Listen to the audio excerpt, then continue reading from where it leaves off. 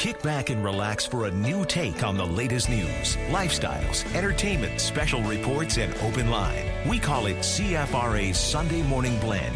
From our studios in the Byward Market, here's CFRA's Dan Pihlainen. Welcome back to the Thanksgiving Sunday edition of the Sunday Morning Blend. Man, gorgeous sunshine out there. Another beautiful day. We do have some clouds rolling in later on this afternoon, but man, this is what fall is like. It should be like. This hour, we're going to be talking turkey with Chef Bob Jelinek from Algonquin College. We're also going to be checking in on a Thanksgiving dinner that's happening today in the West End at Sir Guy Carleton. That's all still to come this hour on the Sunday Morning Blend. Our first story, though, this hour is something that I stumbled across this past week. I wanted to share it with you because it was so unique. It was something I'd never heard of before.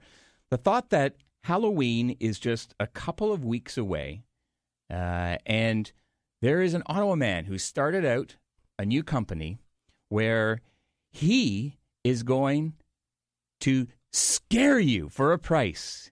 They're called Scarograms, and the man behind it is Andrew Makus, and he joins us this morning on the Sunday Morning Blend. Good morning, Andrew. Morning, Dan. You got to tell me where this idea that you could actually scare people for money came from. Well, I'm always thinking of ideas for money, but seriously, I don't know. I guess, getting close to the Halloween season, and my kids are after me. Dad, can you decorate the house? We want to get stuff up. Not too scary, right? So, yeah, my kids are 3 and 5, so, my daughter is terrified of scary things. But when she was a baby, I would always have the house completely decked out. And people would always come to my house and expect some type of scare. I'd either be hiding in the trunk of my Jeep, with body parts sort of laying around and then scare them, or just sit on a chair like motionless, all dressed up and everything, and scare kids as they got close, even adults. So I can't really do that this year, but I'm like, I still love doing that. I loved Halloween when I was a kid, and I just loved this time of year. So I'm like, okay, well, maybe I can still do it, and away from the house where the kids don't see it, and, for a price. Someone can email me, and I'll sit down with them, and then, if they want to scare their husband or whoever, their spouse, we can come up with a scenario, a time of day. Do I hide in a bush? Do I hide in a closet? Decked out in a black robe with a mask and a voice changer that's mic'd up and everything. And, I just jump out and scare the crap out of them. So, and hopefully not get hurt. Yeah. I mean, okay, let's just dial it back a little bit now. Sure. So how is it going to work? Like, how are you going, I guess, to get the information to scare somebody? How is the whole process going to work of scaring people? Yeah, well, right now I have a website, and it's Ottawa Boy Entertainment .wordpress.com. And in there is a tab for Halloween services, and there's a form set up so you can actually fill out your information. And what are some of the questions on the form? Yeah, so the form is like, what's your name, your contact information, who's the victim going to be, how old the victim is, is there any health ailments? I'm definitely not going to do it to someone that has a heart problem or anything like that. What kind of scare are you looking for? So it's not only me providing the service, but it's getting the client involved into it. They're the ones that want to do the scare to whoever. So they're going to get the fulfillment, enjoyment just as much as I'm going to. So I want them to be involved, sort of talk it over through email, can meet or whatever, and just come up with a scenario like, what do you want to do? And we'll come up with some type of safe environment, nothing too dangerous or anything like that. How are you going to know, though, that the person that you're going to scare is agreeable to it?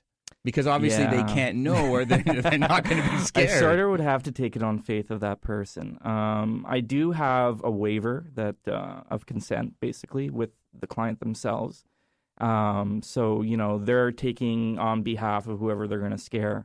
I think, if it's someone that you don't completely know, like I would stay away from that. It's someone like, oh, I don't like this kid at school. I want to scare the crap out of this guy. No, this is... You're not going to do those. Yeah, and in the form I ask who the relationship of this victim is going to be. So, if it's your spouse, a friend, a coworker, family member, that type of thing that I'm going to be sort of, yeah, okay, I'll accept that. But yeah, you're right. There is some risk there, and it's a new thing that I'm trying out, and we'll see how it goes, and hopefully I won't get hurt too much. Describe what you look like. Like you've offered 3 options on your website, and all of them look equally as ghoulish. Yeah, so basically, the best thing, to blend into, the night or whatever is to be dressed in black. So it's a dark robe with a hood, I either can wear black gloves or some type of monstrous gloves. And there's 3 choices of masks. There is a full black mask where you don't see my face at all, so I'm completely black. Another one is just like an open face mouth, like a monster mouth, and then another one's like a skeleton face. But to top it off, I have, I got a voice changer, and it's got, really scary sounds coming out of it. So it's mic'd up underneath the mask, and when I talk, it comes out really freaky and cool. So just that type of element of having that, just being quiet in the house, and all of a sudden someone jumps out and, with this monster's voice, I think would have that atmosphere of scaring someone really good. I also have like a foam axe. So coming at someone with that might scare the crap out of them too. But yeah, I think most of us will agree that somebody coming at you with a foam axe would definitely scare us. No problem there. Yeah. Have you got any clients yet?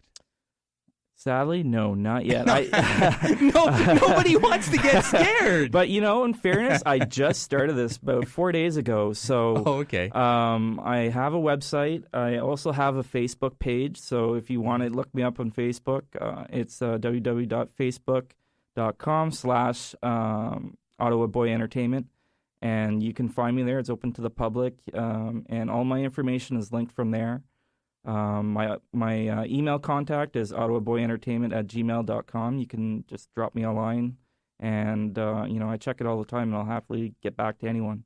I've also been going around the city, handing out flyers, putting them, in windshields and stuff like that. But my next step now is to dress up and maybe stand in front of a mall or a theater and hand those flyers out. And I never thought about it. I should have had you come in all dressed up, though. I was thinking about that, but I thought maybe getting past security might be pretty hard. So, but you're going to have to do that, though, aren't you? Yeah, no, I will. Yeah, definitely. Yeah. So this is your first real sort of interview with the media, isn't it? It is. Yes. So we're the first here on the Sunday Morning Blend. Thank you so much for having me on. Yeah. So you have to promise us that you're going to share your Halloween stories with us. I will. I'll keep the you good, guys, the bad, and the ugly. No, I have a Twitter account too, so knowing if something happens, if I come running out of a house, someone chasing me, I'll be on Twitter. You are a very daring man. Well, thank you very much for joining us this morning at the Sunday Morning Blend, and good luck to you. Thank you, Andrew Makus is the starter-up of Scare-O-Grams, and we're going to post some information on our Facebook page as well on how you can get in touch with him. Still more to come on the Sunday Morning Blend right after this.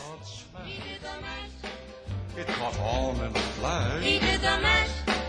He did the monster mash. From my laboratory in the castle.